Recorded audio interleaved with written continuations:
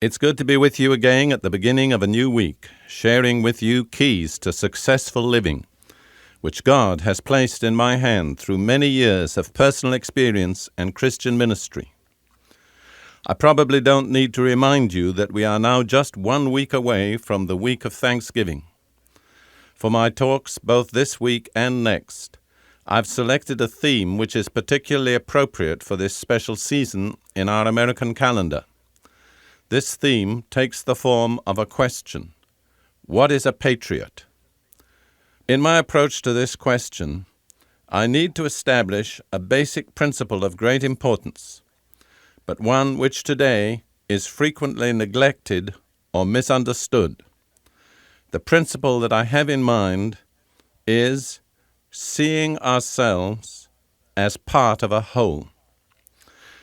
One conspicuous feature of our contemporary culture, and especially in America, but also in most of what is called the, quote, civilized world, is excessive individualism. People have grown up and even been trained by various types of philosophy that are prevalent today to look at themselves simply as individuals. Everything in this philosophy and approach to life revolves around me. My approach to a situation is, what will I get out of this? What will this do for me? I see myself in some way, according to this view, detached from the people round about me. I am, as it were, a little island, floating in a great sea. You've probably heard that statement somewhere, no man is an island. And that really is true. That's a false view of life in which you see yourself as detached from people round about you, as being, as it were, the center of everything, in which you see yourself as everything else revolving around you, and things only matter insofar as they affect you and what they will do for you. I want to present some corrective statements to this viewpoint. Statements that have not been made originally by me, but I believe they contain important truth that we need to listen to. The first statement is this: the whole is more than the sum of the parts. When you've got all the parts listed, that isn't the whole. And when you've got all the individuals that make up a family or a community or a nation, that isn't the whole story. There's more to it. The second statement is really related. You cannot fully understand the part except in reference to the whole. Take a part of an automobile, for instance, some little screw or some little part that functions in the engine. You take it on its own, it's almost meaningless until you see what are the other parts that it relates to. What is its function in making the whole operate? Now, what's true of a part of an automobile is far truer of us as human beings. Inevitably, whether we recognize it or not, we have actually no choice. Each one of us is a part of a whole. The Bible presents this truth in various ways. I'd like to give you just 2 quotations, one from the Old Testament and one from the New.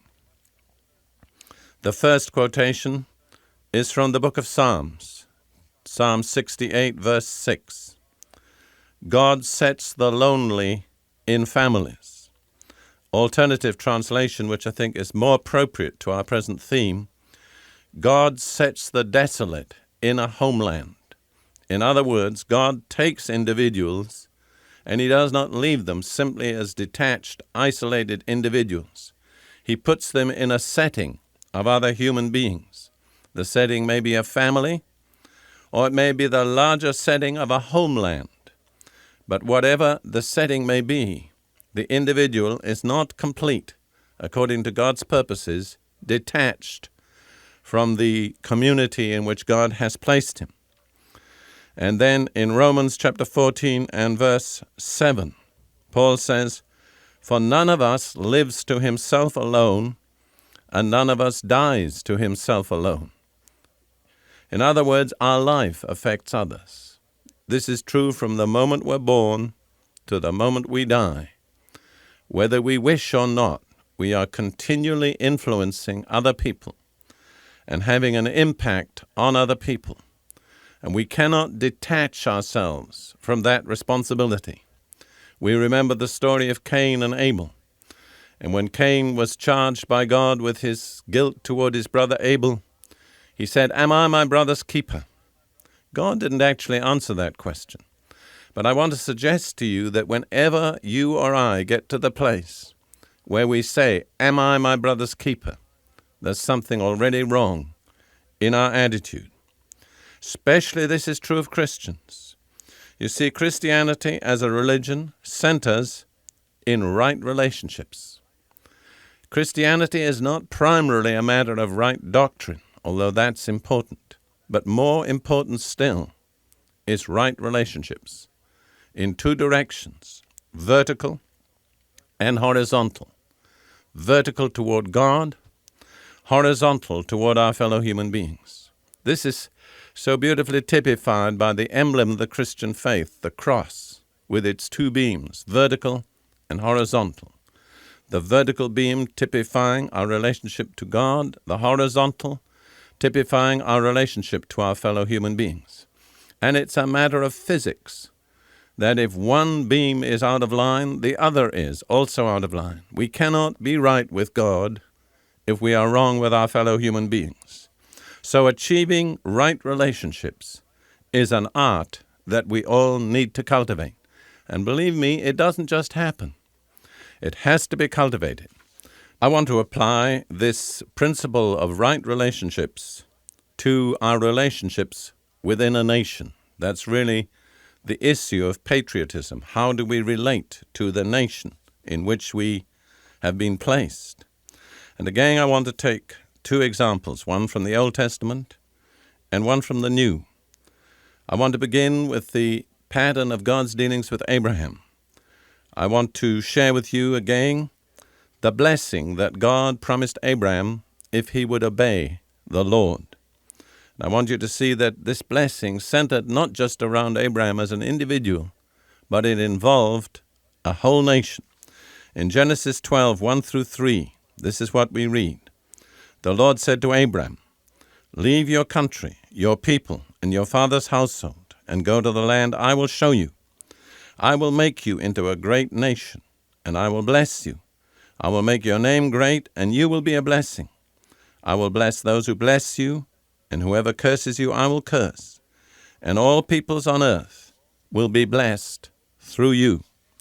You see that God's purpose for Abraham didn't center in him as an individual. He took him as an individual. He took him out of one setting. But his purpose was to place him in another setting, to make him the father of a great nation. And this God viewed as a great blessing. And then in the New Testament, in Acts 17:26, Paul is speaking to the men of Athens. And he makes this statement, which is a very remarkable statement. "From one man he, that is God, made every nation of men, that they should inhabit the whole earth. And he determined the times set for them, and the exact places where they should live."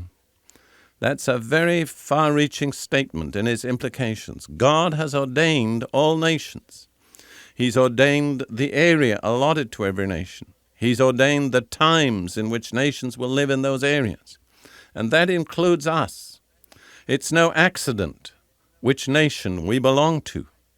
We're part of a plan, a divine plan that embraces all nations.